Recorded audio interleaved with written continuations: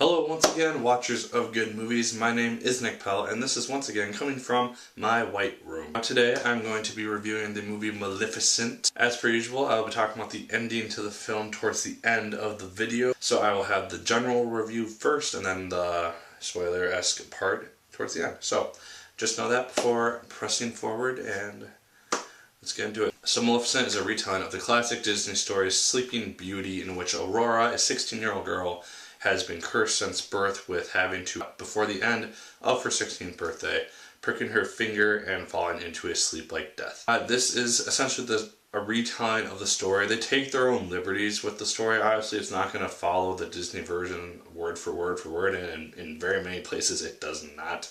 It's very different, and in its own way, it is its own movie with its own characters, and it's almost completely different, except for like main plot points, than the original Disney movies. Now, going into this movie, I kind of had my hesitations about it because it's rated PG and it's only an hour and a half.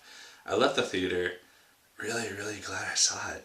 Maleficent's character is actually really interesting. We get to see her backstory for about 30 minutes in the movie. It takes up about a third of the movie, just her backstory, and it's actually a really interesting backstory because it's full of heroism and tragedy, and we get to see why Maleficent is this dark, evil person that the movies have portrayed her to be in the games. And it's just a really interesting retelling of the story. And then it gets more into the later parts of the movie in which she is interacting with Aurora and whatnot, and we get to see this other side of her character, and I'll get to this more in the spoiler-esque part, but I like to see that, and it's kind of a bit that we didn't see in the Disney movie, and it was something really interesting and kind of brought out the character a little bit more. Angelina Jolie portrays Maleficent, and she does a great job in it.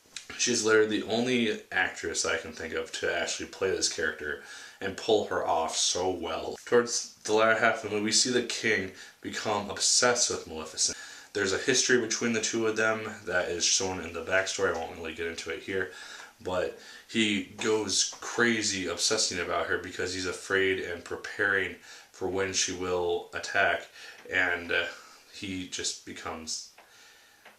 he loses his mind over this almost, and it's just the one thing that he cares about above anything else. The only real dislike, and it's not really a true dislike for the movie that I had, was that I could have seen it as two separate films. I could have seen Maleficent's backstory up to where she becomes evil and Aurora is born. I could have seen that being one full film. And then the aftermath of that, the curse at the birth, and then the aftermath and the interactions that we see in the film.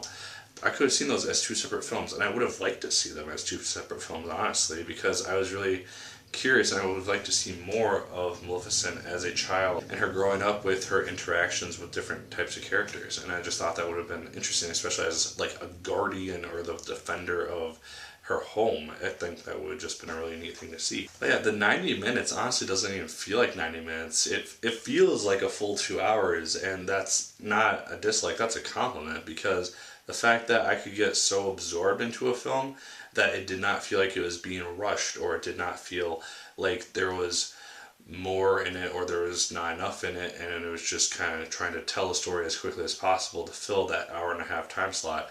It's really good for a film.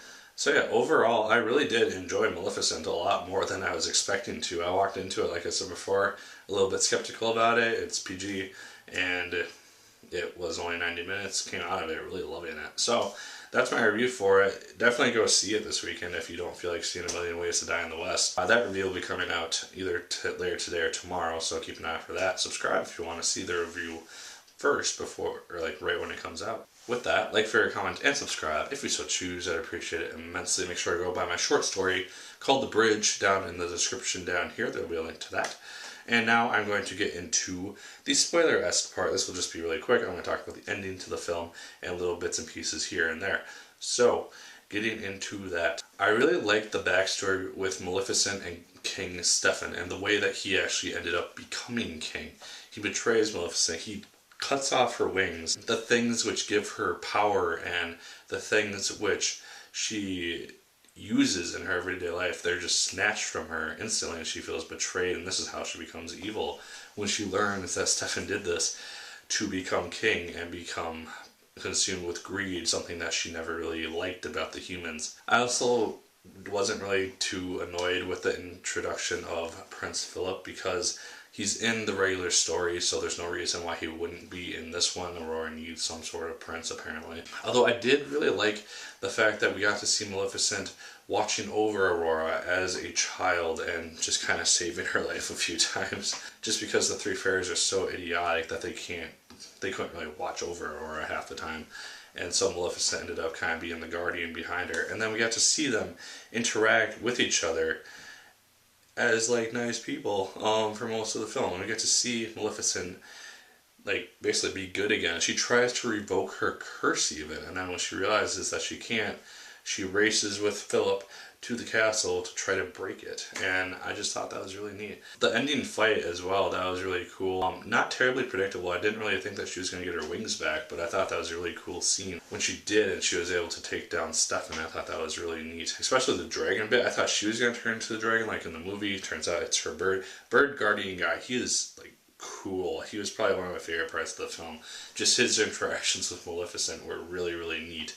The ending to the film I thought was fine. They diverged from the classic a lot in that respect. Just having Aurora live with Maleficent in the forest now, and she's kind of the queen who united the two kingdoms. And I mean, it works. It's a PG kids movie, so what do you really expect in that regard? It was still really good, and so I did enjoy it for the most part. That's my review of the ending to Maleficent. If you saw it and you want to let me know what you thought of it, leave your thoughts down below and I'd love to hear them or discuss the film with you in general.